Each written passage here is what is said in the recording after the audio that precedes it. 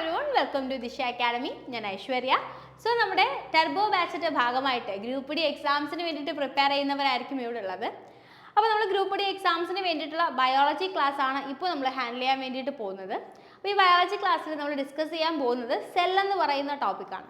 അപ്പോൾ സെല്ല് നമുക്കറിയാം, ഏറ്റവും ബേസിക് ആയിട്ട് ബയോളജി പഠിക്കുന്ന ഒരാൾ ഏറ്റവും ബേസിക് ആയിട്ട് അറിയേണ്ട കാര്യങ്ങളാണ് നമ്മൾ ഈ സെൽ എന്ന് പറയുന്ന ടോപ്പിക്കിൽ ഡീൽ ചെയ്യാൻ വേണ്ടിയിട്ട് പോകുന്നത്. അപ്പോൾ സെല്ലിനെ നമ്മൾ ഒറ്റ വാക്കിൽ പറയുന്നത് ബേസിക് യൂണിറ്റ് ഓഫ് ലൈഫ് എന്നാണ്. സെല്ലിനെ നമ്മൾ പറയുന്നത് എന്താണ്? Basic unit of life. അതായത് ജീവന്റെ ഒരു അടിസ്ഥാനം എന്താണെന്ന് ചോദിച്ചു കഴിഞ്ഞാൽ അത് സെല്ലാണെന്ന് നമുക്ക് പറയാം. സെല്ലെന്ന് പറയുമ്പോൾ നിങ്ങൾക്ക് അറിയില്ലെങ്കിൽ ജസ്റ്റ് അറിഞ്ഞുകൊള്ളുക, നമ്മുടെ ശരീരത്തിൽ ഇൻഡിപെൻഡൻ്റ് ആയിട്ട് നിൽക്കാൻ പറ്റിയ ഏറ്റവും ചെറിയ യൂണിറ്റിനെയാണ് നമ്മൾ എന്ത് പറയുന്നത്? സെല്ലെന്ന് പറയുന്നത്. അതായത് ഒറ്റയ്ക്ക് നിൽക്കാൻ പറ്റിയ ഏറ്റവും ചെറിയ യൂണിറ്റ്, ഒറ്റയ്ക്ക് ജീവിക്കാൻ പറ്റിയ ഏറ്റവും ചെറിയ യൂണിറ്റിനെയാണ് നമ്മൾ എന്ത് പറയുന്നത്? സെല്ലെന്ന് പറയുന്നത്. ഓക്കെ, അപ്പോൾ സെല്ലിനെ കുറിച്ച് പഠിക്കുമ്പോൾ നമ്മൾ കുറച്ച് കാര്യങ്ങൾ ബേസിക് ആയിട്ട് അറിഞ്ഞിരിക്കണം. സോ സെല്ലെന്ന് പറയുന്ന വാക്ക് ഒരു ലാറ്റിൻ വേർഡിൽ നിന്നാണ് വന്നിട്ടുള്ളത്. സെല്ലെന്ന് പറയുന്ന വാക്ക് ഒരു ലാറ്റിൻ വേർഡിൽ നിന്നാണ് വന്നിട്ടുള്ളത്. ആ ലാറ്റിൻ വേർഡ് എന്ന് പറയുന്നത് സെല്ലുല എന്നാണ്. സെല്ലുല എന്ന് പറയുന്ന ലാറ്റിൻ വേർഡിൽ നിന്നാണ് സെൽ എന്ന് പറയുന്ന വാക്ക് വന്നത്. ഈ സെല്ലുല എന്ന് പറയുന്ന വാക്കിന്റെ അർത്ഥം സ്മോൾ റൂം എന്നാണ്. സ്മോൾ റൂം, ഒരു ചെറിയ മുറി, ചെറിയ മുറികൾ പോലെ കാണപ്പെടുന്ന സെല്ലുല, ലാറ്റിൻ വേർഡ്. ഇങ്ങനെ വന്നതിന് പിന്നെ ഒരു കഥയുണ്ട്. നമുക്കറിയാം, നമ്മുടെ സെല്ല് ആദ്യമായിട്ട് കണ്ടുപിടിച്ചത് റോബർട്ട് ഹൂക്ക് എന്ന് പറയുന്ന ഒരാളാണ്. സെല്ലിനെ ആദ്യമായിട്ട് ഐഡന്റിഫൈ ചെയ്യുന്നത് റോബർട്ട് ഹൂക്ക് എന്ന് പറയുന്ന ആളാണ്. അപ്പോൾ അദ്ദേഹം മൈക്രോസ്കോപ്പിലൂടെ കോർക്ക് സെല്ലുകൾ ഒബ്സർവ് ചെയ്യുന്ന സമയത്ത് അദ്ദേഹം ഇങ്ങനെയുള്ള കുറച്ച് സ്ട്രക്ചറുകൾ മൈക്രോസ്കോപ്പിൻ്റെ അടിയിൽ കണ്ടു. ഇങ്ങനെയുള്ള കുറച്ച് കുഞ്ഞു കുഞ്ഞു സ്ട്രക്ചേഴ്സ് എന്ത് ചെയ്തു? മൈക്രോസ്കോപ്പിൽ കൂടെ കണ്ടു. അപ്പോൾ അന്ന് അവൈലബിൾ ആയിരുന്ന മൈക്രോസ്കോപ്പ് വെച്ചിട്ട് നമുക്ക് സെല്ലിനകത്തുള്ള കാര്യങ്ങളൊന്നും കാണാൻ പറ്റില്ലായിരുന്നു. ജസ്റ്റ് ഈ സെൽ വോളുകൾ മാത്രം ഇങ്ങനെ അടുക്കി വെച്ചേക്കുന്നതാണ് അദ്ദേഹം കണ്ടത്. അപ്പോൾ അദ്ദേഹത്തിന് നോക്കിയപ്പോൾ കുഞ്ഞു കുഞ്ഞു മുറികൾ പോലെയുള്ള കുറേ സെല്ലുകൾ അടുക്കി വെച്ചിരിക്കുന്നത് കണ്ടു. അതിന് കുഞ്ഞു കുഞ്ഞു റൂമുകൾ എന്ന് തോന്നിയത് കൊണ്ട് അദ്ദേഹം എന്ത് ചെയ്തു? അതിനെ സെല്ലുല എന്ന് വിളിച്ചു, അല്ലെങ്കിൽ സെൽ എന്ന് വിളിച്ചു. ഇനി സെല്ലിനെ പറ്റി പഠിക്കുന്ന പഠനശാഖ സ്റ്റഡി ഓഫ് സെല്ല്, സൈറ്റോളജി എന്നാണ് അറിയപ്പെടുന്നത്. സൈറ്റോളജി, സ്റ്റഡി ഓഫ് സെല്ല് എന്താണ്? സൈറ്റോളജി. അങ്ങനെയാണെങ്കിൽ ടിഷ്യൂസിനെ പറ്റി പഠിക്കുന്ന പഠനശാഖ സ്റ്റഡി ഓഫ് ടിഷ്യൂസ്. ടിഷ്യൂസ് എന്താണെന്ന് ചോദിച്ചു കഴിഞ്ഞാൽ ഒരു കൂട്ടം സെല്ലുകൾ ഒന്നിച്ചു നിന്ന് പ്രവർത്തിക്കുന്നതിനെയാണ് നമ്മൾ ടിഷ്യൂസ് എന്ന് പറയാം. അതായത് ഒരു പർട്ടിക്കുലർ ഫങ്ഷൻ ചെയ്യാനായിട്ട്, ഒരു പ്രത്യേക ജോലി ചെയ്യാനായിട്ട് ഒരു കൂട്ടം സെല്ലുകൾ ഒന്നിച്ചു നിന്ന് വർക്ക് ചെയ്യുന്നു. അതിനെ നമ്മൾ എന്ത് വിളിക്കും? ഒരു ടിഷ്യൂ എന്ന് വിളിക്കും. ഫോർ എക്സാമ്പിൾ, ഇപ്പോൾ ഞാൻ പറയുകയാണ്, ഞാനൊരു സെല്ലാണെന്ന് നിങ്ങൾ വിചാരിച്ചോളൂ. ഓക്കെ, ഞാനൊരു സെല്ലാണ്. അപ്പോൾ ഞാനും ഇപ്പോൾ ദിശ അക്കാഡമിയിലുള്ള ഒരുപാട് ആൾക്കാരും കൂടെ ഒന്നിച്ചു നിന്ന് ഞങ്ങളുടെ എയിം എന്താണ്? നിങ്ങൾക്ക് ക്ലാസ്സുകൾ പ്രൊവൈഡ് ചെയ്യുക. ഈ ഒരു എയിമോട് കൂടി വർക്ക് ചെയ്യുന്നു. അപ്പോൾ ഞാൻ ഒറ്റയ്ക്ക് നിൽക്കുമ്പോൾ ഞാനൊരു സെല്ലാണ്. ഞാൻ എൻ്റെ എല്ലാ കൊളീഗ്സും ഒന്നിച്ചു നിന്ന് ഒരു എയിമോട് കൂടി വർക്ക് ചെയ്യുന്നതിനാണ് നമ്മൾ എന്ത് പറയുക? ടിഷ്യൂ എന്ന് പറയുക. ടിഷ്യൂസിനെ പറ്റിയിട്ട് നമുക്ക് പിന്നീട് അടുത്തൊരു ക്ലാസ്സിൽ ഡീറ്റെയിൽ ആയിട്ട് പഠിക്കാം. പക്ഷേ എന്നാലും ഇവിടെ നിങ്ങൾ ഓർത്ത് വെക്കുക, സ്റ്റഡി ഓഫ് സെല്ല് സൈറ്റോളജിയാണ്, പക്ഷേ സ്റ്റഡി ഓഫ് ടിഷ്യൂസ് എന്ന് പറയുന്നത് ഹിസ്റ്റോളജിയാണ്. സ്റ്റഡി ഓഫ് സെല്ല് സൈറ്റോളജി, അങ്ങനെയാണെങ്കിൽ സ്റ്റഡി ഓഫ് ടിഷ്യൂ എന്ന് പറയുന്നത് എന്താണ്? ഹിസ്റ്റോളജിയാണ്. ഹിസ്റ്റോളജി. സോ സെല്ലിനെ പറ്റിയിട്ട് ബേസിക് ആയിട്ട് നമ്മൾ ഫസ്റ്റ് അറിയേണ്ട കാര്യമാണ് cell is the structural and functional unit of life. ജീവന്റെ അടിസ്ഥാനം, സ്ട്രക്ചറലി ആയാലും ഫങ്ഷണലി ആയാലും ജീവന്റെ അടിസ്ഥാനം എന്ന് പറയുന്നത് ആര് തന്നെയാണ്? സെല്ല് തന്നെയാണ്. So cell is the structural and functional unit of life. Cell discover ചെയ്തത് നമ്മൾ പറഞ്ഞു റോബർട്ട് ഹൂക്കാണ്. അതുപോലെ തന്നെ സെല്ലെന്ന് പറയുന്ന വാക്ക് ആദ്യമായിട്ട് കോയിൻ ചെയ്തത്, ബയോളജിയിൽ നമ്മളൊരു വാക്ക് കോയിൻ ചെയ്യുക എന്ന് പറയുമ്പോൾ അതിൻ്റെ അർത്ഥം നമ്മൾ ആ വാക്ക് ഉപയോഗിക്കുക എന്നാണ്. ഒരു വാക്ക് ആദ്യമായിട്ട് ഉപയോഗിച്ചത്. ഓക്കെ, അങ്ങനെ ഉപയോഗിച്ചത് ആരാണെന്ന് ചോദിച്ചു കഴിഞ്ഞാൽ അതും റോബർട്ട് ഹൂക്കാണ്. സോ ആദ്യമായിട്ട് നമ്മുടെ റോബർട്ട് ഹൂക്കാണ് എന്ത് ചെയ്യുന്നത്? നമ്മുടെ സെല്ലുകളെ കാണുന്നത്, അതുപോലെ തന്നെ അവർക്ക് സെല്ലെന്ന് പറയുന്ന നെയിം ചെയ്യുന്നതും ആര് തന്നെയാണ്? റോബർട്ട് ഹൂക്കാണ്. റോബർട്ട് ഹൂക്കിൻ്റെ ഫേമസ് ആയിട്ടൊരു ബുക്കുണ്ട്. ബുക്കിൻ്റെ പേര് മൈക്രോഗ്രാഫിയ. റോബർട്ട് ഹൂക്കിൻ്റെ ഫേമസ് ആയിട്ടുള്ള ബുക്കിൻ്റെ പേര് മൈക്രോഗ്രാഫിയ. എക്സാമിന് ചോദിക്കും the author of Micrographia is. ആരാണ് മൈക്രോഗ്രാഫിയയുടെ ഓഥർ എന്ന് പറയുന്നത്? റോബർട്ട് ഹൂക്കാണ്. പക്ഷെ നമ്മൾ അറിയേണ്ട കാര്യം, റോബർട്ട് ഹൂക്ക് ഇതുപോലെ സെല്ല് കണ്ടുപിടിച്ചു. അദ്ദേഹം ഇത് കണ്ടുപിടിച്ചത് പ്ലാന്റ് സെല്ലിലാണ്, അതും ലൈവായിട്ടുള്ളൊരു പ്ലാന്റ് അല്ല, മരിച്ചുപോയ അല്ലേ, അതായത് പണ്ടാരോ വെട്ടിയിട്ട ഒരു കോർക്ക് സെല്ലിൽ നിന്നാണ് അദ്ദേഹം എന്ത് ചെയ്യുന്നത്, ഇത് കണ്ടുപിടിക്കുന്നത്. അപ്പോൾ ഒബിയസ്ലി ഇത് എന്തല്ല, ഇത് ലിവിങ് ആയിട്ടുള്ളൊരു സെല്ലല്ല. അത് തന്നെയാണ് ഇയാൾ ഈ സെൽ വോൾ മാത്രം കാണുന്നതിൽ എൻ്റെ പാവാനുള്ള മറ്റൊരു കാരണം. അന്നത്തെ മൈക്രോസ്കോപ്പുകളും അത്ര എന്താ പറയുക അഡ്വാൻസ്ഡ് അല്ലായിരുന്നു, അതുപോലെ തന്നെ ഇത് ലിവിങ് സെല്ലും അല്ലായിരുന്നു. ഓക്കെ, ലിവിങ് സെല്ലും അല്ലായിരുന്നു.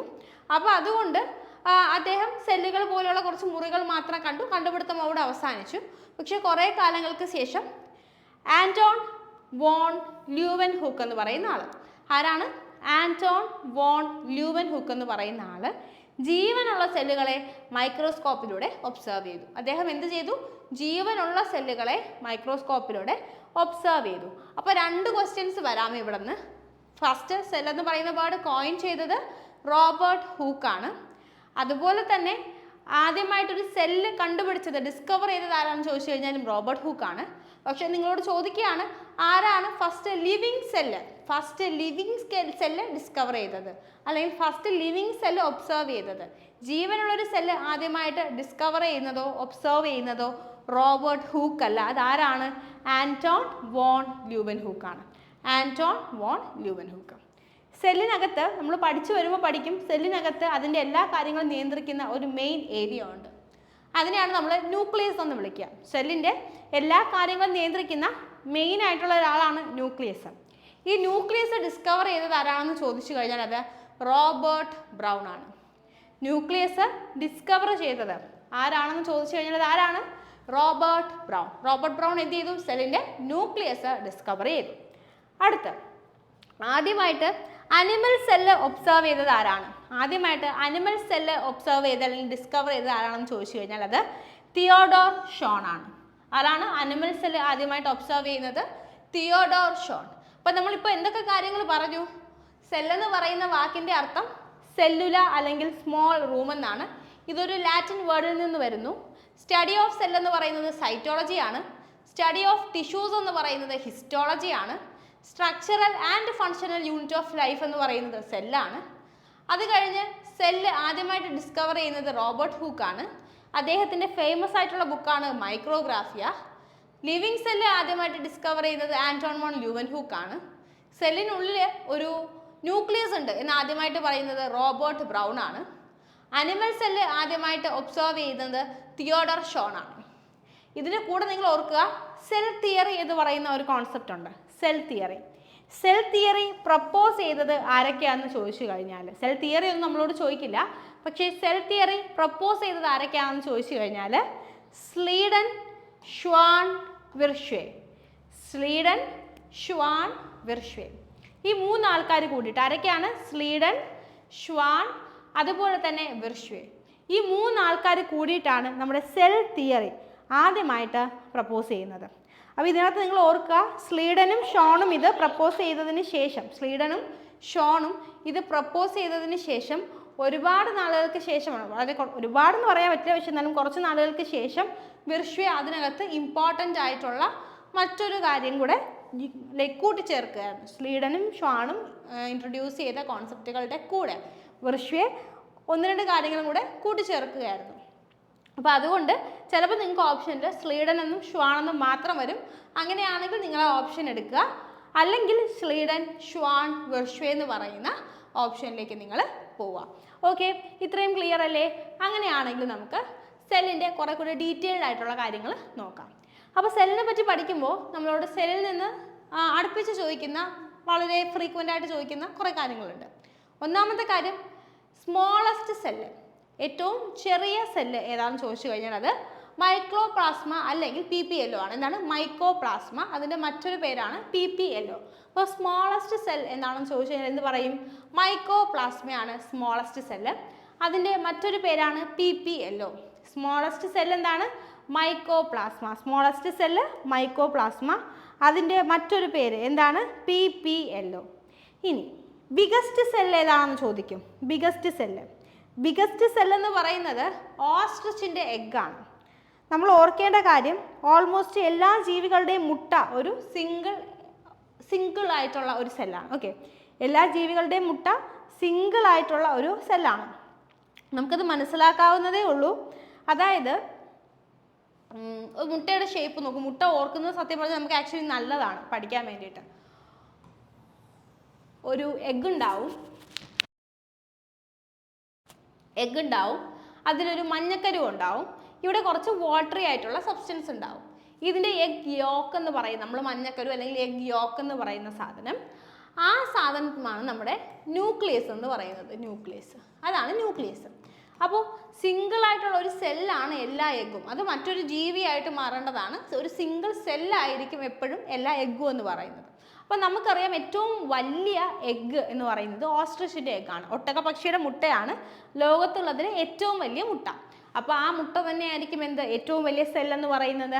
അപ്പോൾ സ്മോളസ്റ്റ് സെല്ല് മൈക്കോപ്ലാസ്മ അല്ലെങ്കിൽ PPLO ആണ്. ബിഗസ്റ്റ് സെൽ എന്ന് പറയുന്നത് ഓസ്ട്രിച്ചിൻ്റെ എഗ്ഗാണ്. ബിഗസ്റ്റ് സെൽ എന്ന് പറയുന്നത് ഓസ്ട്രിച്ചിൻ്റെ എഗ്ഗ് അല്ലെങ്കിൽ ഒട്ടകപക്ഷിയുടെ മുട്ടയാണ്.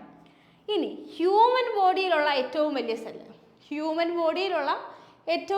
സെല്ല് ഏതാണ്? ഓവമാണ്. സ്ത്രീകളിലെ അണ്ഡമാണ് ഹ്യൂമൻ ബോഡിയിലുള്ള ഏറ്റവും വലിയ സെല്ല്. ഈ മുട്ട എന്നൊക്കെ പറയുന്നൊരു കൺസെപ്റ്റ് തന്നെയാണല്ലേ നമ്മുടെ ഓവത്തിലും വരുന്നത്. കുട്ടി ഉണ്ടാവാൻ വേണ്ടിയിട്ട് പക്ഷികളിൽ ഉണ്ടാവുന്നത് മുട്ടയാണ്, പക്ഷെ സ്ത്രീകളിൽ ഉണ്ടാവുന്നത് ഓവമാണ്. അപ്പോൾ അതേ കോൺസെപ്റ്റാണ് വരുന്നത്. ഏറ്റവും വലിയ സെല്ല് ജനറലി ചോദിച്ചു കഴിഞ്ഞാൽ അത് ഓസ്ട്രിച്ചിൻ്റെ എഗ്ഗാണ്. പക്ഷേ ലാർജസ്റ്റ് സെല്ല് ഇൻ ഹ്യൂമൻ ബോഡിയിലെ ലാർജസ്റ്റ് സെല്ല് ഏതാണെന്ന് ചോദിച്ചു കഴിഞ്ഞാൽ അത് ഓവമാണ്. Largest cell in human body എന്ന് പറയുന്നത് എന്താണ്? ഓവമാണ്.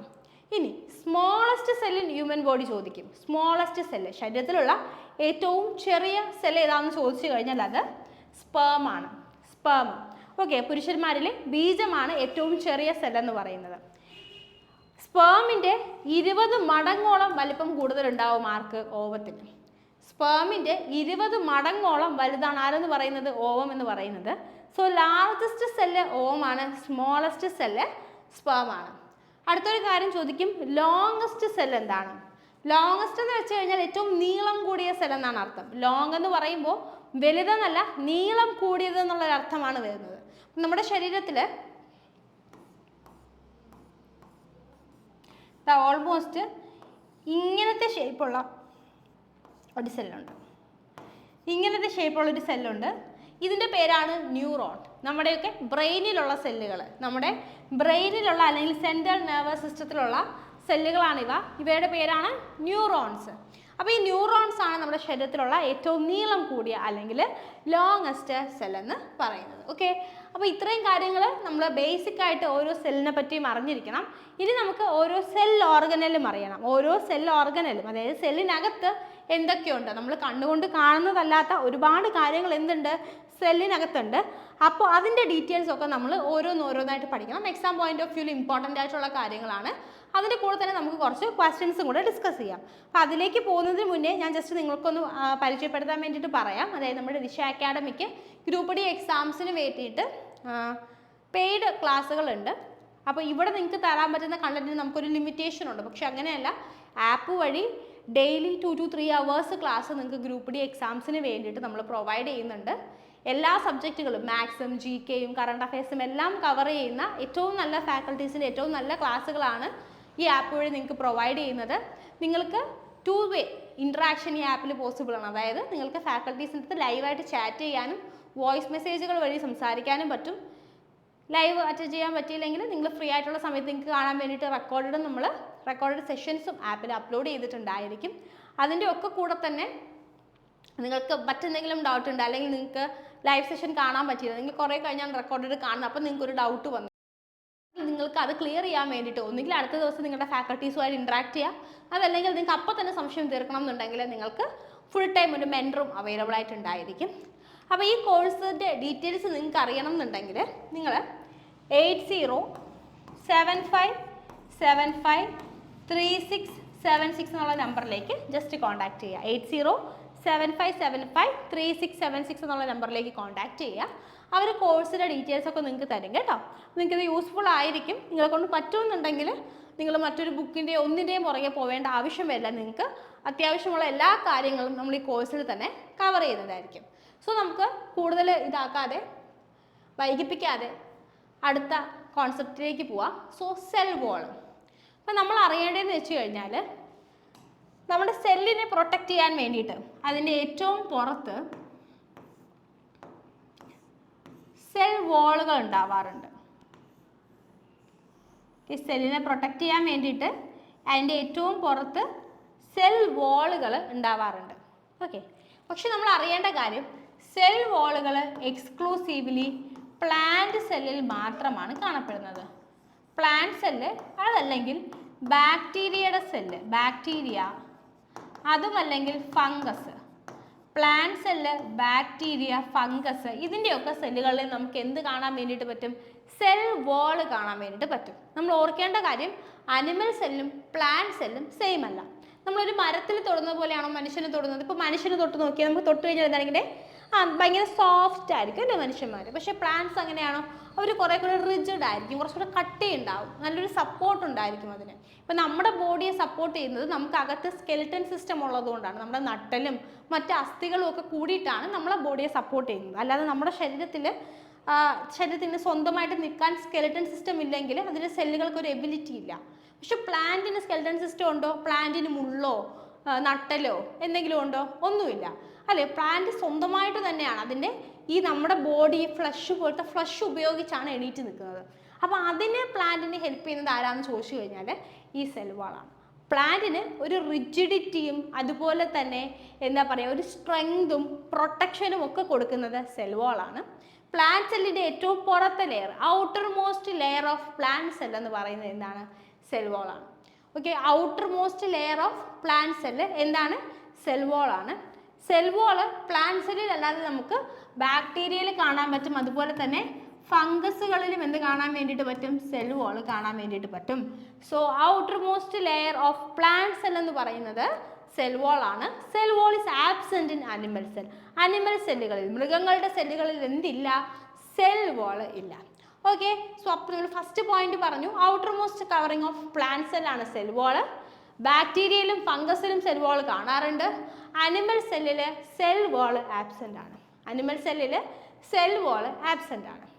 ഇനി സെൽ വാളിൻ്റെ ഫങ്ഷൻ എന്താണെന്ന് ചോദിച്ചു കഴിഞ്ഞാൽ പ്ലാന്റ് സെല്ലുകൾക്ക് ഷേപ്പും റിജിഡിറ്റിയും പ്രൊവൈഡ് ചെയ്യുന്നത് ആരാണ്? സെൽ വാൾ ആണ്. It provides shape and rigidity to the cell wall. It provides shape and rigidity to the cell wall. Plant സെല്ലുകൾക്ക് ഷേപ്പും റിജിഡിറ്റിയും കൊടുക്കുന്നത് ആരാണ്? സെൽ വാൾ ആണ്.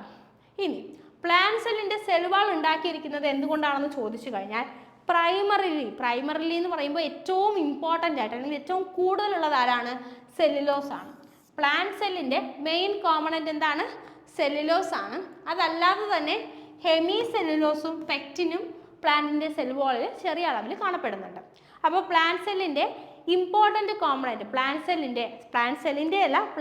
സെൽ വാളിൽ ഏറ്റവും കൂടുതലുള്ളത് അല്ലെങ്കിൽ plant cell wall is made up of എന്ന് ഒറ്റ വാക്കിൽ ചോദിച്ചു കഴിഞ്ഞാൽ അത് എന്താണ്? സെല്ലുലോസ് ആണ്.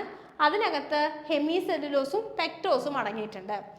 ഹെമി സെല്ലുലോസും പെക്റ്റിനും അടങ്ങിയിട്ടുണ്ട്. സെല്ലുലോസ്, ഹെമി സെല്ലുലോസ്, അതുപോലെ തന്നെ പെക്റ്റിൻ, ഈ 3 സാധനങ്ങൾ ചേർന്നിട്ടാണ് പ്ലാന്റ് സെൽ വാൾ ഉണ്ടാക്കിയിരിക്കുന്നത്. ഇനി ബാക്ടീരിയൽ സെല്ലിലേക്ക് വരുമ്പോഴോ അവിടെ പെപ്റ്റിഡോഗ്ലൈക്കൻ എന്ന് പറയുന്ന ഒരു സബ്സ്റ്റൻസ് ആണ് സെൽ വാളിലുള്ളത്. ബാക്ടീരിയൽ സെല്ലിൻ്റെ സെൽ വാൾ എന്തുകൊണ്ട് ഉണ്ടാക്കിയിരിക്കുന്നു? പെപ്റ്റിഡോഗ്ലൈക്കൻ. അപ്പോൾ പ്ലാന്റ് സെല്ലിൻ്റെ cell wall is made up of cellulose, hemicellulose, pectin. Plant സെല്ലിൻ്റെ സെൽ വാളുകൾ എന്തുകൊണ്ടൊക്കെ ഉണ്ടാക്കിയിരിക്കുന്നു? Cellulose, hemicellulose, pectin.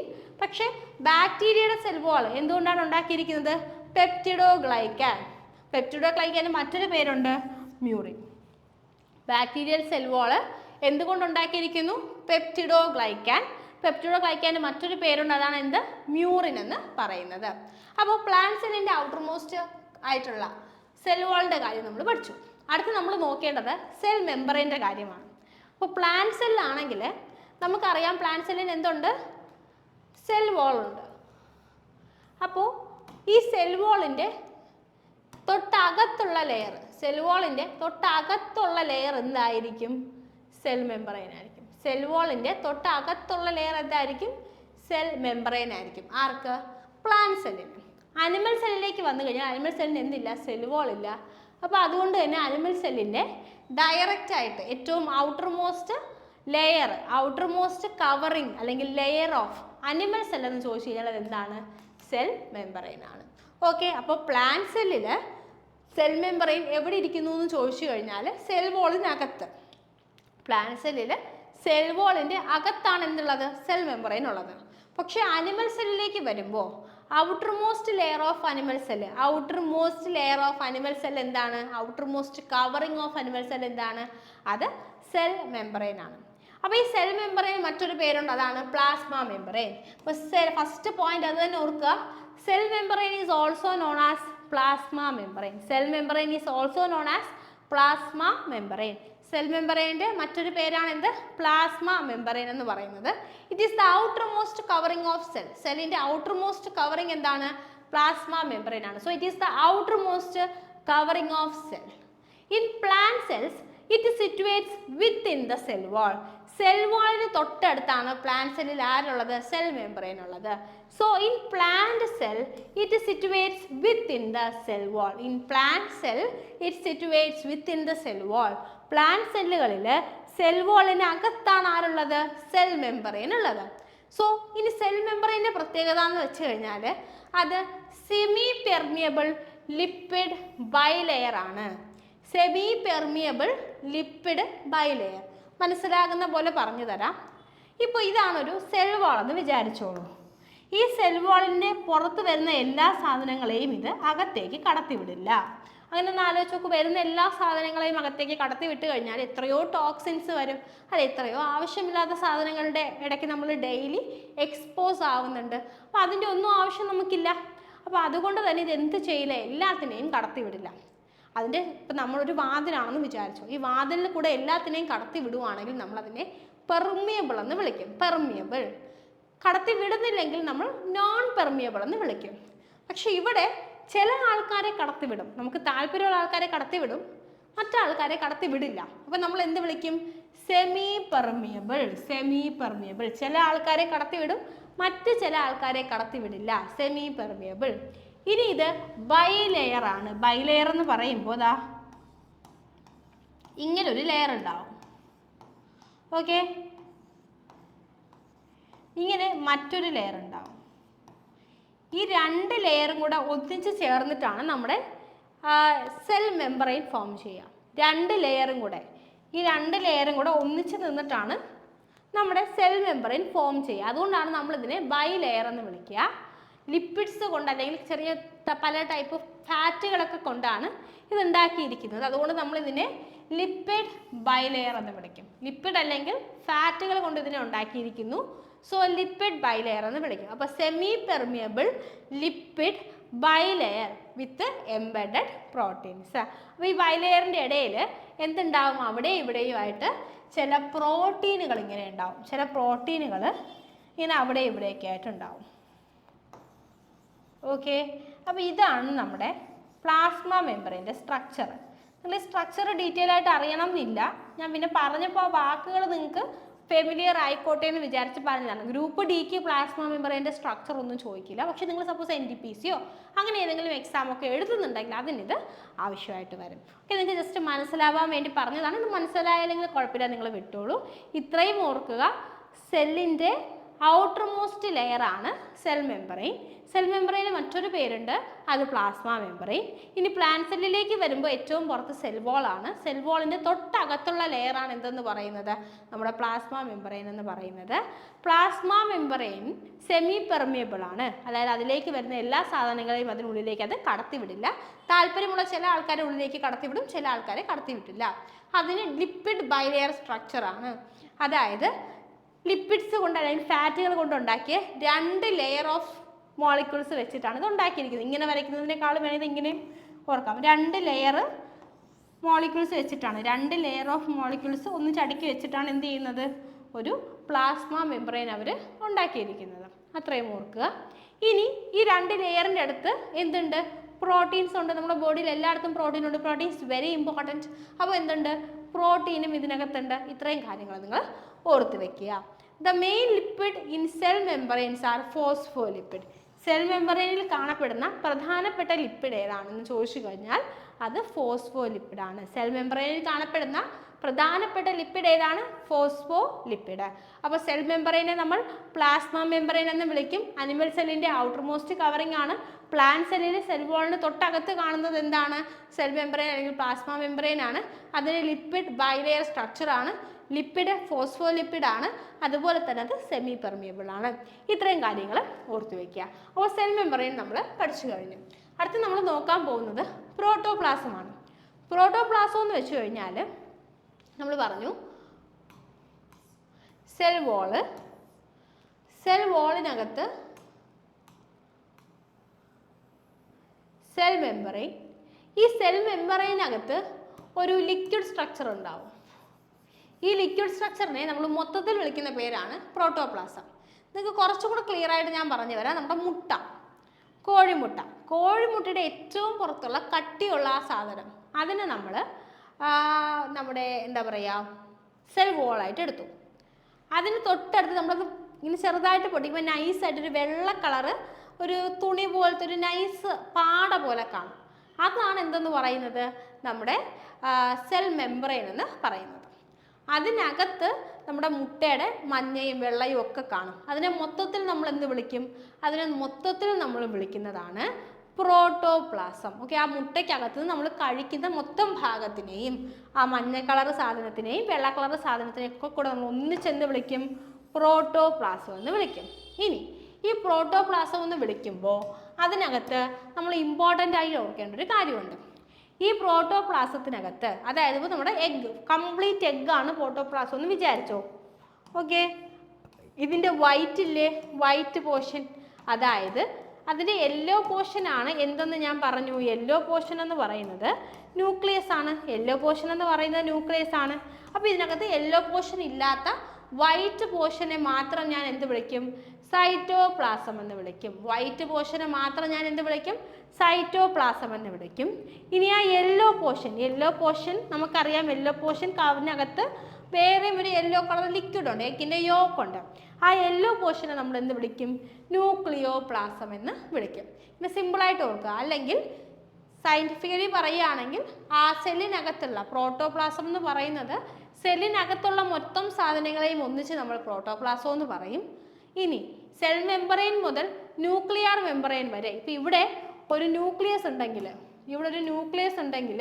ഈ സെൽ മെമ്പറൈൻ മുതൽ ന്യൂക്ലിയർ മെമ്പറൈൻ വരെയുള്ള മൊത്തം ലിക്വിഡിനെ ഞാൻ എന്ത് വിളിക്കും? ഞാൻ സൈറ്റോപ്ലാസം എന്ന് വിളിക്കും. ഇനി ഇതിനകത്തുള്ള ലിക്വിഡിനെ ഞാൻ എന്ത് വിളിക്കും? ഞാൻ ന്യൂക്ലിയോപ്ലാസം എന്ന് വിളിക്കും. അപ്പം നമ്മൾ ഓർക്കേണ്ടത് സൈറ്റോപ്ലാസവും ന്യൂക്ലിയോപ്ലാസവും കൂടെ ആഡ് ചെയ്യുമ്പോൾ നമുക്ക് എന്ത് കിട്ടും? പ്രോട്ടോപ്ലാസം കിട്ടും. ഓക്കെ, അപ്പോൾ സൈറ്റോപ്ലാസവും ന്യൂക്ലിയോപ്ലാസവും കൂടെ ചേരുന്നതാണ് പ്രോട്ടോപ്ലാസം. പ്രോട്ടോപ്ലാസത്തിൻ്റെ പ്രത്യേകത, it is known as the physical basis of life. Physical basis of life എന്നറിയപ്പെടുന്ന എന്താണ്? പ്രോട്ടോപ്ലാസമാണ്. പ്രീവിയസ് ഇയർ ക്വസ്റ്റ്യൻ ആണ്. ഫിസിക്കൽ ബേസിസ് ഓഫ് ലൈഫ് എന്നറിയപ്പെടുന്ന എന്താണ്? Protoplasm. Protoplasm is known as the physical basis of life. Term protoplasm coin ചെയ്തത് അല്ലെങ്കിൽ ആദ്യമായിട്ട് ഉപയോഗിച്ചത് J.E. പർക്കിൻജെ എന്ന് പറയുന്ന ആളാണ്. പ്രോട്ടോപ്ലാസം എന്ന് പറയുന്ന വാക്ക് ആദ്യമായിട്ട് ഉപയോഗിച്ചത് ആരാണ്? J.E. പർക്കിൻജെ. പ്രോട്ടോപ്ലാസം എന്ന് പറയുന്ന വാക്ക് ആദ്യമായിട്ട് ഉപയോഗിച്ചത് J.E. പർക്കിൻജെ ആണ്. ഓക്കെ, ഇനി പ്ലാസ്മയ്ക്കകത്തുള്ള മൊത്തം ലിക്വിഡിനെ നമ്മൾ എന്ത് വിളിക്കും? പ്രോട്ടോപ്ലാസം എന്ന് വിളിക്കും. ഇത്തരം കാര്യങ്ങൾ ഓർക്കുക. എഗ്ഗ് വെച്ചിട്ട് കമ്പയർ ചെയ്ത് പറഞ്ഞത്, എഗ്ഗ് എന്ന് പറയുന്നത് നമുക്ക് ഒബ്സർവ് ചെയ്യാൻ പറ്റിയ വലുപ്പത്തിലുള്ള ഒരു സെല്ലാണ്. ഓക്കെ, അതുകൊണ്ടാണ് എഗ്ഗ് വെച്ച് കമ്പയർ ചെയ്ത് പറഞ്ഞത്. നിങ്ങളങ്ങനെ എന്തെങ്കിലും നിങ്ങൾക്ക് അറിയുന്ന കാര്യങ്ങളുമായിട്ട് റിലേറ്റ് ചെയ്ത് പഠിച്ചു കഴിഞ്ഞാൽ നിങ്ങൾക്ക് പഠിക്കുന്നത് വളരെ ഈസി ആയിരിക്കും. അപ്പോൾ നമ്മൾ സെൽ വാൾ പഠിച്ചു, അത് കഴിഞ്ഞ് സെൽ മെമ്പറൈൻ പഠിച്ചു, അത് കഴിഞ്ഞ് പ്രോട്ടോപ്ലാസം പഠിച്ചു. ഈ പ്രോട്ടോപ്ലാസത്തിനകത്ത് ഒരുപാട് കുഞ്ഞു ആൾക്കാരുണ്ട് അല്ലേ? അപ്പോൾ സെൽ വാള്, അതിനകത്ത് സെൽ മെമ്പറൈൻ, ഇതിനകത്തുള്ള മൊത്തം സാധനങ്ങൾ നമ്മൾ പ്രോട്ടോപ്ലാസം എന്ന് വിളിച്ചു. ഈ പ്രോട്ടോപ്ലാസത്തിനകത്ത് ഒരുപാട് കുഞ്ഞു ആൾക്കാരുണ്ട്. നമ്മുടെ സെല്ലിനകത്തുള്ള പല ജോലികളും ചെയ്യുന്ന ചെറിയ കുറേ ആൾക്കാരുണ്ട്. ന്യൂക്ലിയസും ഇങ്ങനെ ഒരുപാട് കുഞ്ഞു ആൾക്കാരുണ്ട്. ഓക്കെ, അപ്പോൾ ഈ ആൾക്കാരെയാണ് നമ്മൾ എന്ത് വിളിക്കുക? സെൽ ഓർഗനൽ എന്ന് വിളിക്കുക. സെൽ ഓർഗനൽ, സെല്ലിനകത്തുള്ള ഓർഗൻസിനെ നമ്മൾ എന്ത് വിളിക്കും? സെൽ ഓർഗനൽസ് എന്ന് വിളിക്കും. അപ്പോൾ ഇനി ഓരോ സെൽ ഓർഗനലിൻ്റെയും ഡീറ്റെയിൽസ് ആണ് നമുക്ക് പഠിക്കാനുള്ളത്. അപ്പോൾ നമ്മൾ ആദ്യം നോക്കുന്നത് മൈറ്റോകോൺട്രിയ ആണ്. സോ മൈറ്റോകോൺട്രിയ എന്ന് പറയുന്ന വാക്ക് ആദ്യമായിട്ട് ഉപയോഗിച്ചത് കാൾ ബെന്ത. മൈറ്റോകോൺട്രിയ എന്ന് പറയുന്ന വാക്ക് ആദ്യമായിട്ട് ഉപയോഗിച്ചത് Carl Benda. Mitochondria is known as the powerhouse of life cell. സെല്ലിന്റെ പവർ ഹൗസ് ഓഫ് സെൽ എന്ന് അറിയപ്പെടുന്നത് ആരാണ്? മൈറ്റോകോൺട്രിയ ആണ്. So mitochondria is known as the powerhouse of cell. ഇനി അങ്ങനെ വിളിക്കാൻ കാരണം എന്താണെന്ന് ചോദിച്ചു കഴിഞ്ഞാൽ നമ്മൾ കഴിക്കുന്ന ഭക്ഷണവും നമ്മൾ ശ്വസിക്കുന്ന ഓക്സിജനും ഉപയോഗിച്ച് നമ്മുടെ ശരീരത്തിൽ എനർജി ഉണ്ടാക്കുന്നത്, നമുക്ക് ഓരോ ജോലിയും ചെയ്യാൻ എന്ത് വേണം? എനർജി വേണം അല്ലേ? നമുക്ക് ശ്വസിക്കാനും നടക്കാനും എല്ലാം എനർജി വേണം. അപ്പോൾ ഈ എനർജി ഉണ്ടാക്കാൻ സഹായിക്കുന്നത് ആരാണ്? മൈറ്റോകോൺട്രിയ ആണ്. അപ്പോൾ അതുകൊണ്ട് എനർജി ഉണ്ടാക്കാൻ സഹായിക്കുന്നത് കൊണ്ടാണ് നമ്മൾ എന്ത് വിളിക്കുന്നത്? മൈറ്റോകോൺട്രിയയെ പവർ ഹൗസ് ഓഫ് സെൽ എന്ന് വിളിക്കുന്നത്. നമ്മുടെ ശരീരത്തിൽ മൈറ്റോകോൺട്രിയ ഉണ്ടാക്കുന്ന എനർജി അത് ATP എന്ന് പറയുന്ന ഒരു മോളിക്യൂളിലാണ് സ്റ്റോർ ചെയ്ത് വെക്കുന്നത്. ഓക്കെ, അപ്പോൾ ATP എന്ന് പറയുന്ന മോളിക്യൂളിലാണ് പെട്ടെന്ന് എടുക്കാൻ പറ്റുന്ന രീതിയിൽ ഈ എനർജി മൈറ്റോകോൺട്രിയ സ്റ്റോർ ചെയ്ത് വെക്കുന്നത്. അപ്പോൾ ഈ ATP നമ്മൾ വിളിക്കും energy currency of cell. ATP നമ്മൾ എന്ത് വിളിക്കും? എനർജി കറൻസി ഓഫ് സെൽ എന്ന് വിളിക്കും. ഓക്കെ, ഇനി മൈറ്റോകോൺട്രിയയുടെ പ്രത്യേകത നമ്മൾക്ക് അറിയാം. നമ്മുടെ സെല്ലിനൊരു ന്യൂക്ലിയസ് ഉണ്ട്. ഇതുപോലെ തന്നെ സെല്ലിനകത്തുള്ള ഒരു കുഞ്ഞു ഓർഗൻ, ഇതാണ് സെല്ലെങ്കിൽ ഇതിനകത്തുള്ളൊരു കുഞ്ഞു ഓർഗനലാണ് അത് മൈറ്റോകോൺട്രിയ. ഈ മൈറ്റോകോൺട്രിയയ്ക്കും സ്വന്തമായിട്ട് സർക്കുലർ ഷേപ്പിലുള്ള കുഞ്ഞു കുഞ്ഞു DNA-കളുണ്ട്. മൈറ്റോകോൺട്രിയയ്ക്ക് എന്തുണ്ട്? സ്വന്തമായിട്ട് സർക്കുലർ ഷേപ്പിലുള്ള DNA ഉണ്ട്. അത് ഇമ്പോർട്ടൻ്റ് ആണ്. So cell organelle that contains DNA apart from nucleus. Nucleus അല്ലാതെ DNA കാണപ്പെടുന്ന ഒരേ ഒരു സെൽ എന്ന് പറയുന്നത് ആരാണ്? സെൽ ഓർഗനൽ എന്ന് പറയുന്ന ആരാണ്? മൈറ്റോകോൺട്രിയ ആണ്. DNA കാണപ്പെടുന്ന ന്യൂക്ലിയസ് അല്ലാത്ത ഒരേ ഒരു സെൽ ഓർഗനൽ എന്നാണ്? മൈറ്റോകോൺട്രിയ ആണ്. അതുകൊണ്ട് നമ്മൾ അവരെ സെമി ഓട്ടോണോമസ് ഓർഗനൽ എന്ന് വിളിക്കും. അതായത് സ്വന്തമായിട്ട് ഒരാൾക്ക് ന്യൂക്ലിയസ് ഉണ്ടെങ്കിൽ അയാൾക്ക് സെല്ലിലെ കാര്യങ്ങളൊക്കെ ഡിസൈഡ് ചെയ്യാനുള്ള ഒരു എബിലിറ്റി ഉണ്ട്. അപ്പോൾ മൈറ്റോകോൺട്രിയയ്ക്കും എന്തുണ്ട്? സ്വന്തമായിട്ട് ന്യൂക്ലിയസ് ഉണ്ട്. ഈ സ്വന്തം ന്യൂക്ലിയസ് വെച്ചിട്ട് മൈറ്റോകോൺട്രിയ അതിൻ്റെ കുറേയൊക്കെ ഫങ്ഷൻസ് ചെയ്യുന്നുമുണ്ട്. അപ്പോൾ അതുകൊണ്ട് തന്നെ നമ്മൾ അതിനെ സെമി ഓട്ടോണോമസ് എന്ന് പറയുമ്പോൾ സ്വന്തമായിട്ട് സ്വന്തം കാര്യങ്ങൾ ചെയ്യും. നമ്മൾ ഓട്ടോണോമസ് കോളേജ് എന്നൊക്കെ പറയില്ലേ, യൂണിവേഴ്സിറ്റിയെ ഡിപ്പെൻഡ് ചെയ്യാതെ അവരുടെ എക്സാമൊക്കെ അവർ നടത്തും, പേപ്പർ കറക്ഷനൊക്കെ അവർ നടത്തും. നമ്മൾ അതിനെ ഓട്ടോണോമസ് എന്ന് വിളിക്കും. അപ്പോൾ അതുപോലെ സെമി ഓട്ടോണോമസ് ആണ്. ഓൾമോസ്റ്റ് സ്വന്തം കാര്യങ്ങളൊക്കെ സ്വന്തമായിട്ട് ചെയ്യാനുള്ള എബിലിറ്റി ആർക്കുണ്ട്? മൈറ്റോകോൺട്രിയയ്ക്ക് ഉണ്ട്. ഓക്കെ, അതിനവരെ സഹായിക്കുന്നത് ആരാണ്? സ്മോൾ സർക്കുലർ DNA സ്ട്രാൻഡ് ആണ്. അവരിൽ പ്രസൻ്റ് ആയിട്ടുള്ള ചെറിയ സർക്കുലർ DNA സ്ട്രാൻഡിൻ്റെ ഹെൽപ്പോടു കൂടിയാണ് നമ്മുടെ മൈറ്റോകോൺട്രിയ ഈ പരിപാടികളൊക്കെ ചെയ്യുന്നത്. ഓക്കെ, ഇത്രയും ക്ലിയർ ആണോ? എന്തെങ്കിലും ഡൗട്ട് ഉണ്ടെങ്കിൽ നിങ്ങൾ കമൻറ്റ് ചെയ്താൽ മതി കേട്ടോ. അത് കഴിഞ്ഞിട്ട് അടുത്ത് നമ്മൾ നോക്കാൻ പോകുന്നത് ഗോൾജി ബോഡീസ് ആണ്. Golgi bodies are a group of tubules, vesicles and vacuoles. സെല്ലിനകത്ത് കുറച്ച് ട്യൂബുകളും വെസിക്കിൾസും വാക്യൂളുകളും ഒക്കെ പോലെ കാണപ്പെടുന്ന ഭാഗങ്ങളാണ് ഗോൾജി ബോഡീസ്. അത് നിങ്ങൾ പഠിക്കേണ്ട, അങ്ങനെ നിങ്ങളോട് ചോദിക്കാൻ സാധ്യത വളരെ കുറവാണ്, പക്ഷെ നിങ്ങൾ അറിഞ്ഞിരിക്കണം. ഓക്കെ, ഇപ്പോൾ വെസിക്കിൾസ് എന്ന് വെച്ച് കഴിഞ്ഞാൽ ഫ്ലൂയിഡ് ഫിൽ ചെയ്തിട്ടുള്ള സാക്കുകളാണ്. വാക്യൂൾസ് എന്ന് വെച്ച് കഴിഞ്ഞാൽ അവിടെ എയർ ഫിൽ ചെയ്തിട്ടുള്ള സാക്കുകളാണ്. അതായത് സെല്ലിനകത്ത് ഇങ്ങനെ കുഞ്ഞു കുഞ്ഞു സാക്കുകളും വെസിക്കിൾസും ഒക്കെ പോലെ കിടക്കുന്ന ആൾക്കാരാണ് ആരെന്ന് പറയുന്നത്? ഗോൾജി ബോഡികളെന്ന് പറയുന്നത്. വെസിക്കിൾസ് എന്ന് പറയുന്നത് ഫ്ലൂയിഡ് ഫിൽഡ് സാക്കുകളാണ്. അതുപോലെ തന്നെ വാക്യൂൾസ് എന്ന് പറയുന്നത് എയർ ഫിൽഡ് സാക്കുകളാണ്. ഇവർ മെയിനായിട്ട് ഹെൽപ്പ് ചെയ്യുന്നത് എന്തിനാണെന്ന് ചോദിച്ചു കഴിഞ്ഞാൽ it packages, modifies and transports proteins and other biomolecules throughout the cell. മനസ്സിലായോ? ഇവർ എന്ത് ചെയ്യുന്നുണ്ട്? പാക്കേജ് ചെയ്യുന്നുണ്ട്, മോഡിഫൈ ചെയ്യുന്നുണ്ട്, അതുപോലെ തന്നെ ട്രാൻസ്പോർട്ട് ചെയ്യുന്നുണ്ട്. എന്തൊക്കെയാണ്? നമ്മുടെ സെല്ലിലുള്ള പ്രോട്ടീൻസും ബാക്കിയുള്ള ബയോമോളിക്യൂൾസ് എന്ന് പറയുമ്പോൾ നമ്മുടെ സെല്ലിലുള്ള എല്ലാ മോളിക്യൂൾസിനെയും നമുക്ക് എന്ത് വിളിക്കാം? ബയോമോളിക്യൂൾസ് എന്ന് വിളിക്കാം. അപ്പോൾ പാക്കേജിങ് ഫംഗ്ഷൻ ഉണ്ട്, ആ പാക്ക് ചെയ്യുന്ന സാധനങ്ങൾ മോഡിഫിക്കേഷൻ ഉണ്ട്, ട്രാൻസ്പോർട്ട് ചെയ്യുന്നുണ്ട്. എന്തിനൊക്കെയാണ്? പ്രോട്ടീൻസിനെയും അതുപോലെ തന്നെ മറ്റുള്ള ബയോമോളിക്യൂൾസിനെയും. ഓക്കെ, അതുപോലെ തന്നെ നമ്മളോട് ചോദിക്കാറുണ്ട് സെക്രീറ്ററി ഓർഗനൽ ഓഫ് സെൽ. സെല്ലിലുള്ള സെക്രീറ്ററി ഓർഗൻ എന്താണ്? സെല്ലിലുള്ള സെക്രീറ്ററി ഓർഗൻ എന്താണെന്ന് ചോദിച്ചു കഴിഞ്ഞാലും അതെന്താണ്? നമ്മുടെ ഗോൾജി ബോഡീസ് ആണ്. Traffic police of the cell എന്നറിയപ്പെടുന്നതും ആര് തന്നെയാണ്? ഗോൾജി ബോഡീസ് ആണ്. So they are also known as the traffic police of cell. അപ്പോൾ ഗോൾജി ബോഡീസിനെ പറ്റി പറഞ്ഞു കഴിഞ്ഞാൽ group of tubules, vesicles and vacuoles എല്ലാവരെയും കൂടെ ഒന്നിച്ച് നമ്മൾ എന്ത് പറയും? ഗോൾജി ബോഡീസ് എന്ന് പറയും. സെല്ലിൻ്റെ സെക്രീറ്ററി ഓർഗണലാണ് Golgi bodies. They are the secretory organelles of cell. Traffic police of cell എന്നറിയപ്പെടുന്നത് ആരാണ്? ഗോൾജി ബോഡീസ് ആണ്. It packages, modifies and transport proteins and other biomolecules throughout the cell. ഇത് pack ചെയ്യുന്നുണ്ട്, modify ചെയ്യുന്നുണ്ട്, transport ചെയ്യുന്നുണ്ട്. എന്തിനൊക്കെയാണ്? പ്രോട്ടീനെയും മറ്റ് ബയോമോളിക്യൂൾസിനെയും. Okay, അപ്പോൾ ഇതിനകത്ത് ഏറ്റവും ഇമ്പോർട്ടൻ്റ് ആയിട്ട് പ്രീവിയസ് ഇയർ ചോദിച്ചിട്ടുള്ളത് secretory organ of cell, traffic police of the cell. രണ്ടും ആരാണെന്ന് ചോദിച്ചിട്ടുണ്ട്. ആരാണ്? ഗോൾജി ബോഡീസ് ആണ്. സോ അടുത്ത് നമ്മൾ നോക്കുന്നത് റൈബോസോംസ് ആണ്. സെല്ലിനകത്ത് കാണപ്പെടുന്ന ഏറ്റവും ചെറിയ സെൽ ഓർഗനിലാണ് ആരെന്ന് പറയുന്നത്? റൈബോസോംസ് എന്ന് പറയുന്നത്. ഇതാണ് നമ്മുടെ സെല്ലെങ്കിൽ ഇതിനകത്ത് തന്നെ കുഞ്ഞു കുഞ്ഞു കുത്തുകൾ പോലെ മാത്രം കാണപ്പെടുന്ന ഏറ്റവും ചെറിയ ആൾക്കാരാണ് റൈബോസോംസ്.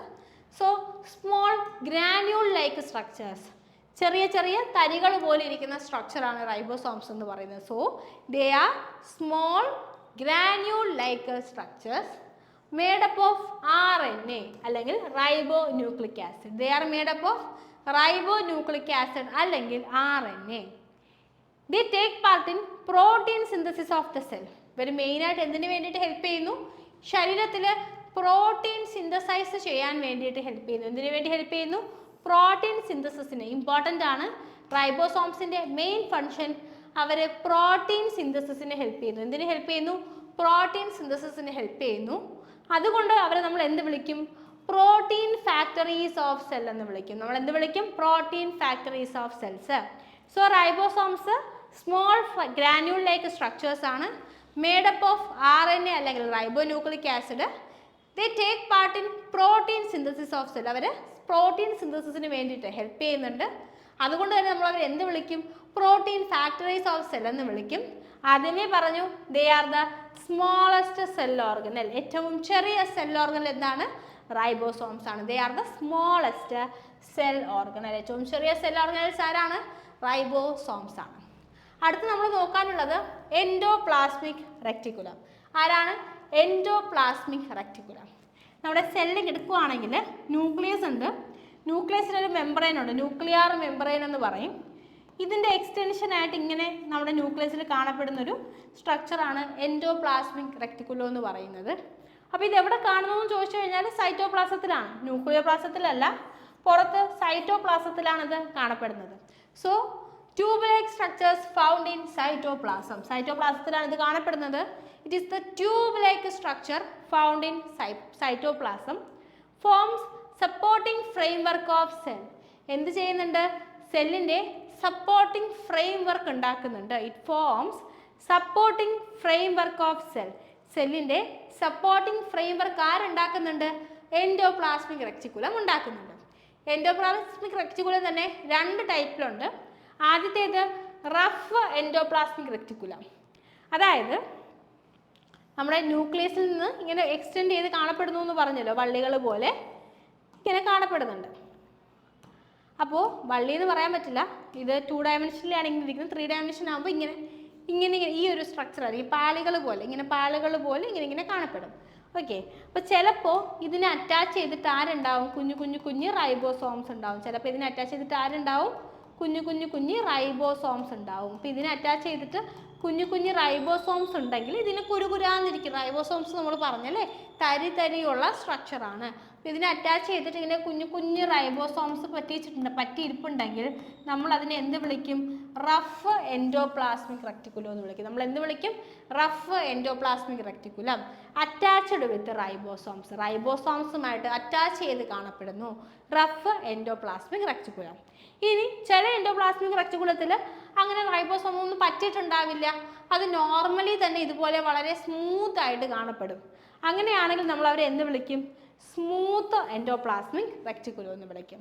അപ്പോൾ റഫ് എൻഡോപ്ലാസ്മിക് റെക്ടിക്കുലം എന്ന് വെച്ച് കഴിഞ്ഞാൽ എൻഡോപ്ലാസ്മിക് റെക്ടിക്കുലത്തിൽ ആരും കൂടെ അറ്റാച്ച് ചെയ്തിട്ടുണ്ട്? റൈബോസോംസും കൂടെ അറ്റാച്ച് ചെയ്തിട്ടുണ്ട്.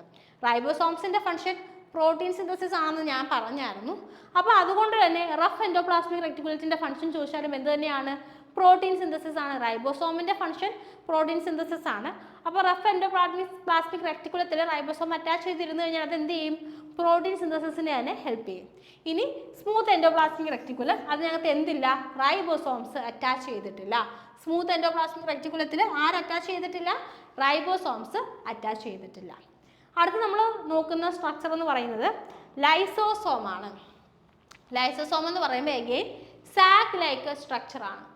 സാക്ക് ലൈക്ക് സ്ട്രക്ചർ എന്ന് പറയുമ്പോൾ ഇങ്ങനെ കവർ പോലെയൊക്കെ ഇങ്ങനെ ഇങ്ങനെ കെട്ടി വെച്ചേക്കുന്ന ഈ സെല്ലിനകത്ത് ഇങ്ങനെ കിടക്കുന്ന ഒരു structure, sac like structure.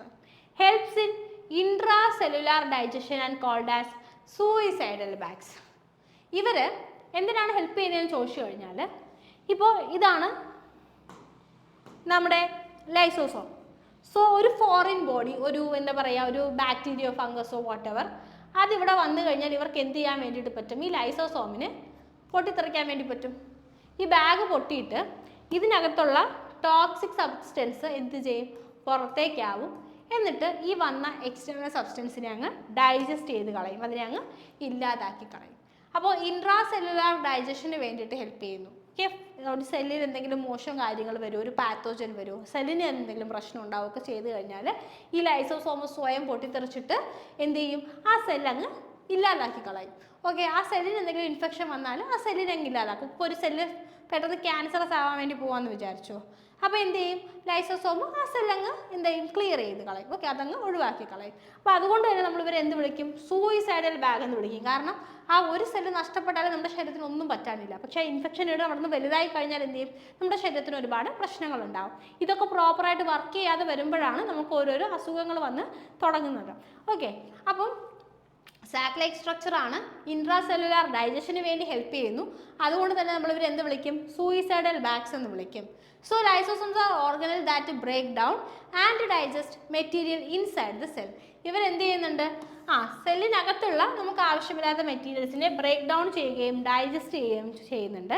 They are also responsible for removing waste from the cell. സെല്ലുകളിൽ നിന്നും വേസ്റ്റ് പ്രോഡക്ട്സ് റിമൂവ് ചെയ്യാനും ആര് ഹെൽപ്പ് ചെയ്യുന്നുണ്ട്? ലൈസോസോം ഹെൽപ്പ് ചെയ്യുന്നുണ്ട്. So they are also responsible in removing waste materials from the cell.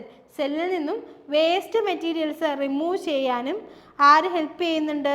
നമ്മുടെ endoplasmic reticulum lysosome help ചെയ്യുന്നുണ്ട്. Okay, അപ്പം ലൈസോസോമിൻ്റെ കാര്യം നമ്മൾ പറഞ്ഞു. ഓൾമോസ്റ്റ് കഴിയാറായി. ഇനി വളരെ കുറച്ച് കാര്യങ്ങളെ നമുക്ക് പഠിക്കാനുള്ളൂ കേട്ടോ. അത് കഴിഞ്ഞ് നമുക്ക് ക്വസ്റ്റ്യൻസ് ഡിസ്കസ് ചെയ്യാം. സോ അടുത്ത് നമ്മൾ നോക്കാൻ പോകുന്നത് ന്യൂക്ലിയസ് ആണ്. സെല്ലിൻ്റെ ഏറ്റവും ഇമ്പോർട്ടൻ്റ് ആയിട്ടുള്ള ഭാഗം എന്ന് പറയുന്നത് നമ്മുടെ ന്യൂക്ലിയസ് ആണെന്ന് തന്നെ പറയാം. So regulate all functional activities of cell. ഇപ്പോൾ ഒരു ഓഫീസിലെ മാനേജർ എന്നൊക്കെ പറയുന്ന പോലെയാണ് ആര്? ന്യൂക്ലിയസ്. അവിടുത്തെ ഏറ്റവും ഇമ്പോർട്ടൻ്റ് ആയിട്ടുള്ള എല്ലാ കാര്യങ്ങളും ചെയ്യുന്നത് ആരാണ്? ന്യൂക്ലിയസ് ആണ്. So regulate all functional activities of cell. സെല്ലിൻ്റെ എല്ലാ ഫങ്ഷണൽ ആക്ടിവിറ്റീസും റെഗുലേറ്റ് ചെയ്യുന്നത് ആരാണ്? ന്യൂക്ലിയസ് ആണ്. ന്യൂക്ലിയസ് ഡിസ്കവർ ചെയ്തത് നമ്മൾ ആദ്യമേ പറഞ്ഞായിരുന്നു, റോബർട്ട് ബ്രൗൺ. ന്യൂക്ലിയസ് ഡിസ്കവർ ചെയ്തത് ആരാണ്? റോബർട്ട് ബ്രൗൺ ആണ്. Largest cell organelle in A cell. ഒരു സെല്ലിലുള്ള ഏറ്റവും വലിയ സെൽ ഓർഗനൽ ഏതാണ്? ന്യൂക്ലിയസ് ആണ്. നമ്മൾ പറഞ്ഞു മാനേജറിനെ പോലെയാണ്, എല്ലാ കാര്യങ്ങളും നോക്കുന്നത് ആരാണ്? ന്യൂക്ലിയസ് ആണ്. So it is also known as control room of cell. എന്താണെന്ന് അറിയപ്പെടുന്നു? Control room of cell or master of the cell, അല്ലെങ്കിൽ എന്ത് പറയുന്നു? Master of the cell. It stores genetic information. അതായത് നമ്മുടെ ന്യൂക്ലിയസിനകത്താണ് DNA ഉള്ളത്. ന്യൂക്ലിയസിനകത്താണ് DNA ഉള്ളത്. ഈ DNA ആണ് നമ്മളുടെ എല്ലാവരുടെയും സ്വഭാവം, നമ്മുടെ അച്ഛൻ്റെയും അമ്മയുടെയും ഒക്കെ ക്യാരക്ടേഴ്സ് കൊണ്ടുവരുന്നത്, നമ്മുടെ സ്വഭാവം നിർണ്ണയിക്കുന്നതും നമ്മുടെ പൊക്കവും വണ്ണവും നിറവും എല്ലാം തീരുമാനിക്കുന്നത് ആരാണ്? ഈ DNA ആണ്. അപ്പോൾ DNA എവിടെയാണുള്ളതെന്ന് ചോദിച്ചു കഴിഞ്ഞാൽ സെല്ലിനകത്ത് ന്യൂക്ലിയസിനകത്താണ് ആരുള്ളത്? DNA ഉള്ളത്. അപ്പോൾ ന്യൂക്ലിയസിൻ്റെ കാര്യം നമുക്ക് ഒന്നും കൂടെ പറയാം. Regulates all functional activities of cell. സെല്ലിൻ്റെ എല്ലാ ഫങ്ഷണൽ ആക്ടിവിറ്റീസും റെഗുലേറ്റ് ചെയ്യുന്നു. ഡിസ്കവർ ചെയ്തത് റോബർട്ട് ബ്രൗൺ ആണ്. ലാർജസ്റ്റ് സെൽ ഓർഗനൽ ന്യൂക്ലിയസ് ആണ്. കൺട്രോൾ റൂം ഓഫ് സെൽ എന്നറിയപ്പെടുന്നത് ന്യൂക്ലിയസ് ആണ്. മാസ്റ്റർ ഓഫ് ദ സെൽ എന്നറിയപ്പെടുന്നത് ന്യൂക്ലിയസ് ആണ്. ജനറ്റിക് ഇൻഫർമേഷൻസ് ആര് സ്റ്റോർ ചെയ്യുന്നുണ്ട്? ന്യൂക്ലിയസ് സ്റ്റോർ ചെയ്യുന്നുണ്ട്. ജനറ്റിക് ഇൻഫർമേഷൻസ് ആര് സ്റ്റോർ ചെയ്യുന്നുണ്ട്? ന്യൂക്ലിയസ് സ്റ്റോർ ചെയ്യുന്നുണ്ട്. അടുത്ത് നമ്മൾ പഠിക്കുന്നത് പ്ലാസ്റ്റിഡ്സ് ആണ്. പ്ലാസ്റ്റിഡ്സിൻ്റെ ഏറ്റവും വലിയ പ്രത്യേകത ഇത് പ്ലാന്റ് സെല്ലുകളിൽ മാത്രം കാണപ്പെടുന്ന ഒരു ടൈപ്പ് സെല്ലുകളാണ്. നമ്മൾ പറഞ്ഞു സെൽ വാൾ പ്ലാന്റ് സെല്ലിൽ മാത്രമേ കാണപ്പെടുന്നു. അതുപോലെ തന്നെ പ്ലാസ്റ്റിഡുകളും പ്ലാന്റ് സെല്ലുകളിൽ മാത്രമേ കാണപ്പെടുന്നുള്ളൂ. അപ്പോൾ പ്ലാസ്റ്റിഡുകൾ എവിടെ മാത്രം കാണപ്പെടുന്നു? പ്ലാന്റ് സെല്ലുകളിൽ കാണപ്പെടുന്നു. അപ്പോൾ പ്ലാന്റ് സെല്ലിലുള്ള ഫുഡ് ഒന്നുകിൽ മാനുഫാക്ചർ ചെയ്യുന്നതോ അല്ലെങ്കിൽ സ്റ്റോർ ചെയ്യുന്നതോ ആരായിരിക്കും? നമ്മുടെ പ്ലാസ്റ്റിഡുകളായിരിക്കും. ഫുഡ് മാനുഫാക്ചർ ചെയ്യുക അല്ലെങ്കിൽ പ്രൊഡ്യൂസ് ചെയ്യുന്നതും അല്ലെങ്കിൽ ഫുഡിനെ സ്റ്റോർ ചെയ്യുന്നതും ആരാണ്? പ്ലാസ്റ്റിഡാണ്. ഒറ്റ വാക്കി നിങ്ങൾക്ക് മനസ്സിലാവുന്ന പോലെ പറഞ്ഞു കഴിഞ്ഞാൽ നമ്മുടെ ക്ലോറോഫില്ല് അല്ലേ? ക്ലോറോഫില്ല് എന്ന് പറയുമ്പോൾ ഹരിതകം, നമ്മുടെ ചെടി ഫുഡ് ഉണ്ടാക്കാൻ വേണ്ടി ഉപയോഗിക്കുന്ന ഹരിതകം. അപ്പോൾ ഈ ക്ലോറോഫില്ല് ഉള്ളത് ക്ലോറോപ്ലാസ്റ്റിലാണ്. അത് ഒരു തരം പ്ലാസ്റ്റിഡാണ്. ഇനി നമ്മുടെ ചേന, ചേമ്പ് ഇതൊക്കെ കളറില്ലാത്ത പ്ലാസ്റ്റിഡുകളാണ്. ഇതെല്ലാം ഫുഡ് സ്റ്റോറേജിന് വേണ്ടി ഹെൽപ്പ് ചെയ്യുന്നു. ഡീറ്റെയിൽ ആയിട്ട് പഠിക്കുമ്പോൾ മനസ്സിലാവും. നിങ്ങളത് ഓർക്കുക, പ്ലാന്റ് സെല്ലിൽ മാത്രം കാണപ്പെടുന്നു ആര്? Plastid. Either manufacture or store food, ഒന്നുകിൽ ഫുഡ് ഉണ്ടാക്കുന്നു അല്ലെങ്കിൽ അത് സ്റ്റോർ ചെയ്യുന്നു. മെയിനായിട്ട് 3 ടൈപ്പ് പ്ലാസ്റ്റിഡുകളാണുള്ളത്. ആദ്യത്തേതാണ് ക്ലോറോപ്ലാസ്റ്റ്. ഞാൻ പറഞ്ഞു ക്ലോറോപ്ലാസ്റ്റിനകത്താണ് ക്ലോറോഫില്ല് ഉള്ളത്. അതാണ് ഫോട്ടോസിന്തസിസിന് ഹെൽപ്പ് ചെയ്യുന്നത്. So provide green colour and take part in photosynthesis. ആദ്യത്തെ പ്ലാസ്റ്റ് ആണ് ക്ലോറോപ്ലാസ്റ്റ്. ആദ്യത്തെ പ്ലാസ്റ്റിഡാണ് ക്ലോറോപ്ലാസ്റ്റ്. എന്ത് ചെയ്യുന്നു? It provides green colour and take part in photosynthesis. Green colour തരുന്നു, അതിൻ്റെ കൂടെ തന്നെ ഫോട്ടോസിന്തസിസിൽ പങ്കെടുക്കുന്നു. രണ്ടാമത്തേത് chromoplast. Chromoplast provides colour to the flowers and leaves of the plant. നമ്മുടെ പൂക്കൾക്ക് അതിന് ഭംഗിയുള്ള കളറുകൾ കൊടുക്കുന്നത്, അല്ലെങ്കിൽ പച്ചയല്ലാത്ത മറ്റ് കളറുകളുള്ള ഇലകളുണ്ടല്ലോ, ഓറഞ്ച് കളർ അല്ലെങ്കിൽ ഇളം മഞ്ഞ കളറൊക്കെ ഇലയ്ക്ക് കൊടുക്കുന്നത് ആരാണ്? നമ്മുടെ ക്രോമോപ്ലാസ്റ്റ് ആണ്. അപ്പോൾ ക്ലോറോപ്ലാസ്റ്റ് ഗ്രീൻ കളറാണ്, ഫോട്ടോസിന്തസിസിൽ പങ്കെടുക്കുന്നു. Chromoplast provide colour to the flowers and leaves of plant. പ്ലാന്റിൻ്റെ പൂക്കൾക്കും ഇലകൾക്കും കളർ കൊടുക്കുന്നത് ക്രോമോപ്ലാസ്റ്റ് ആണ്. അവസാനത്തേതാണ് ല്യൂക്കോപ്ലാസ്റ്റ്. അവസാനത്തേത് ആരാണ്? Leucoplast. Colourless stores food in root and underground stem. Colourless ആണ്, റൂട്ടിലും അണ്ടർഗ്രൗണ്ട് സ്റ്റെമ്മിലും ഫുഡ് സ്റ്റോർ ചെയ്തത് ആരാണ്? ല്യൂക്കോപ്ലാസ്റ്റ് ആണ്. റൂട്ടിലും അണ്ടർഗ്രൗണ്ട് സ്റ്റെമ്മിലും, അതായത് നമ്മുടെ വേര് വരുന്ന ഭക്ഷണങ്ങൾ, നമ്മുടെ കപ്പ, ചേന, ചേമ്പ്, അതിലൊക്കെ വെള്ള കളറിലല്ലേ അതിൻ്റെ ഫുഡ് ഇരിക്കണത്, അത് ല്യൂക്കോപ്ലാസ്റ്റ് ആണെന്നാണ് പറയുന്നത്. ഓക്കെ, അപ്പോൾ ഇത്രയും കാര്യങ്ങളോടുകൂടി നമ്മൾ സെല്ല് ഏകദേശം കംപ്ലീറ്റ് ചെയ്തിട്ടുണ്ട്. കുറച്ചുകൂടെ കാര്യങ്ങൾ പഠിക്കാനുണ്ട്. നമുക്കറിയാം വളരെ ഡീറ്റെയിൽ ആയിട്ട് നമ്മൾ കോഴ്സിലാണ് നമ്മൾ എടുക്കുക. എന്നാലും അത്യാവശ്യം നിങ്ങൾക്ക് വേണ്ട ബേസുകളെല്ലാം നമ്മളിവിടെ കവർ ചെയ്തിട്ടുണ്ട്. ഇതിന് പുറത്ത് നമ്മൾ ഇനി ഒരുപാട് പ്രീവിയസ് ഇയർ ക്വസ്റ്റ്യൻസും മോക്കുകളും ഒക്കെ ചെയ്ത് പഠിച്ചാൽ മാത്രമേ എക്സാമിലേക്കുള്ള നിങ്ങളുടെ ഒരു യാത്ര കംപ്ലീറ്റ് ആവത്തുള്ളൂ. അതും കൂടെ നിങ്ങൾ ഓർത്ത് വെക്കുക. പക്ഷേ ഇത്രയും ബേസിക് ആയിട്ട് നിങ്ങൾ അറിഞ്ഞിരിക്കണം. അപ്പോൾ ഞാൻ പ്രീവിയസ് ഇയറിൽ ചോദിച്ച കുറച്ച് ക്വസ്റ്റ്യൻസ് തരാം. നിങ്ങൾ പെട്ടെന്ന് അതിൻ്റെ ആൻസേഴ്സ് കമൻറ്റ് ചെയ്ത് പൊക്കോളൂ. Okay, so first question answer പറയണം കേട്ടോ. The smallest unit of life capable of independent existence is cell, cytoplasm, vacuole, protoplasm. പെട്ടെന്ന് പറഞ്ഞേ. Smallest unit of life capable of independent existence. പെട്ടെന്ന് ആൻസർ പറഞ്ഞോളൂ.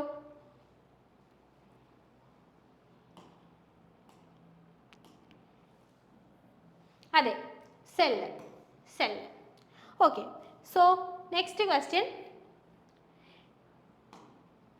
The jelly-like substance between nucleus and cell membrane is called otic, cytoplasm, amniotic, pleural.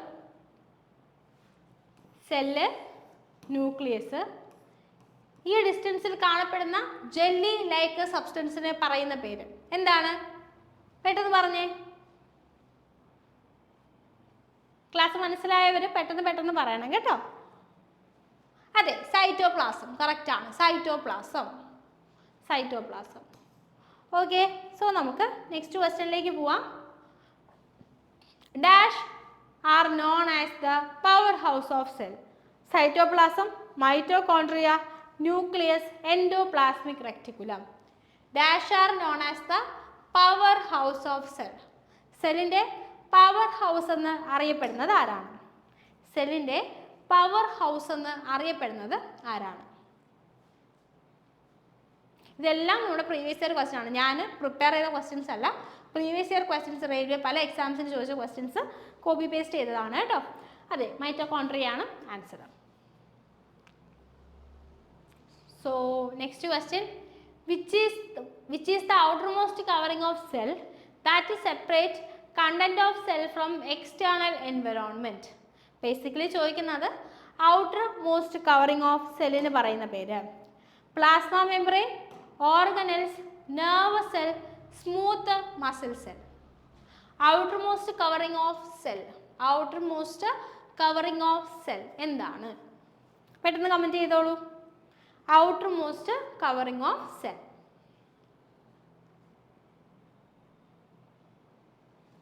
Okay, plasma membrane, plasma membrane.